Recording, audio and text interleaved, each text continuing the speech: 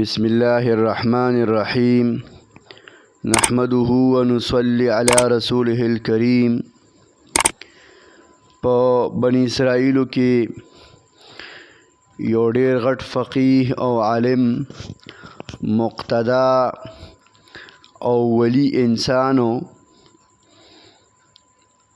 الله جل جلاله ورته ډېر غټ علم ورکړو، عابد و زاهد و مستجاب الدعواتو، اسم اعظم ورته یادو، خو نفسانی خواهشاتو او د دنیا لالچ هوا پرسته کې مبتلا شو، نو ټول علم و معرفت ختم شو او دفعتاً فوری طور د عروج او د هدایت نفس په گمراهی کې او په ضلالت کې مبتلا شو. واقعه داسې وه چې فرعون او د هغه لښکر دا غرق شو، مصر فتح شو. الله جل جلاله حضرت موسی علیه السلام ته فرمایل چې قوم جبارین سره جهاد وکړي، لاړ شئ کنعان ته او د هغې نه خپله ځمکه او خپل ملک واپس واخلئ.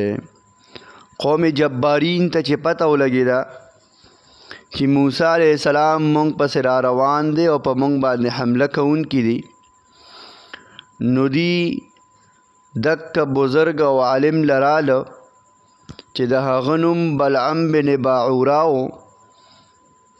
هغه ته وی چې موسی علیه السلام په موږ باندې حمله کوي، لہذا ته موسی علیه السلام ته بددعا وکړه چې هغه دلته رونه رسي او زمونږ د راتلو نه مخکې الله جل جلاله هغه هلاک کړي، نعوذ بالله، په هغې عذاب راشي. بلعم بن باعوره ورته وی دینه و دینی واحد وهذا شیء لا یکون. دا هغه زما یو دین دی، موږ په یو مذهب باندې یو، دا زما دپاره مناسب نه ده، ځکه چې ما ته پته ده چې هغه د الله پیغمبر دی، د هغه د مدد دپاره فرشتې راځي، مؤمنان او ایمان والا د هغه ملګري دي، نو که ما هغه ته بددعا وکړه زما دنیا او آخرت به تباه شي. خلکو ډېر اصرار وکړ چې ګوره ستا په ملک باندې حمله کوي، ستا په علاقه حمله کوي، خو ده نه منله. د خلکو د ډېر اصرار نه پس ده وی ورګه زه به استخاره وکړم. په استخاره کې ورته وویلی شو چې بددعا ونه کې ګورې تباه به شي. نو خلکو بل چال او بل منصوبه اختیار کړه، په ده باندې د رشوت او د تحفو او د ډالو باران وکړه. مطلب دا پیسې یې وله ورکړې، هدایي او تحفې او ډالۍ یې وله ورکړې. د ده ښځه کمې سره چې د ده ډېر محبت و، هغې ته بلا کالي او پیسې، جامې جوړې، د وخت سره چې کم څیزونه مناسب وو هغه یې ورته ورکړه او هغه ولګېده، دی یې آماده که په دې خبره باندې چې موسی علیه السلام ته بددعا وکړي. لہذا دا بدبخت روان شو او په خر باندې کېناسته او ته بددعا دپاره د موسی علیه السلام لښکر طرف ته روان شو.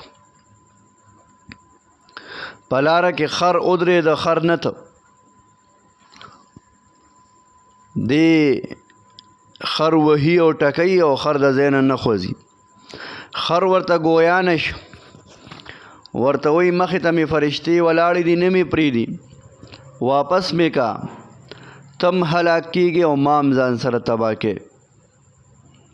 خو چې کله په انسان باندې د پیسو د لالچ هوس او حیرت سور شي، نو بیا دې د خر نه ملاندې شي، د خر خبر هم نه مني. خر ته بیا هوښیاري او دې کمکلي، نو د خبره ونه منله او ور روان شو مخکې.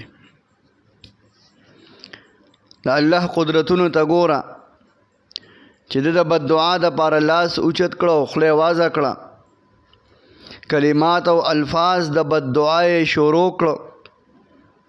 نو په ځای د دې چې د موسی علیه السلام او بني اسرائیلو ته خیرې کولې، د ځان ته او خپل قوم جبارین ته خیرې شروع کړې. خلکو ورته وی لکه دا څه کې؟ هغوی ته خو پته وه چې دا مستجاب الدعوات دی، د دعاګانې قبلیږي، ته خو مونږ ته خیرې کې. دی ورته وایي زما ژبه زما قابو کې نه ده، زه نه ویم او زما د خولې نه دا بددعا خیجي. الله جل جلاله تباه برباد که ژبې روته لکه د سپي په شان پرشارې کول او ګرځېده. الله ذلیله که او هغه قوم هم الله ذلیله که. د ورته بددعا وکړه او د موسی علیه السلام مخالفت یې وکړه. خو د خلکو ته ووې چې زه اوس په خپل قابو کې نیم، الله جل جلاله تباه و برباد کړ.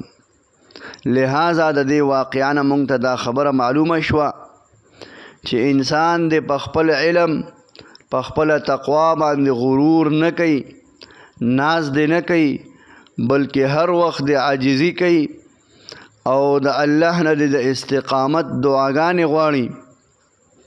او بله ته دا خبره معلومه شوه چې د ظالمانو بادشاهانو مالدارو خلکو تحفې قبلول، د هغې نه پیسې او کړې اغستل، هدایې اغستل، تحفې او ډالۍ اغستل، دا ذریعه چې کوم دی نو د شر جوړیږي.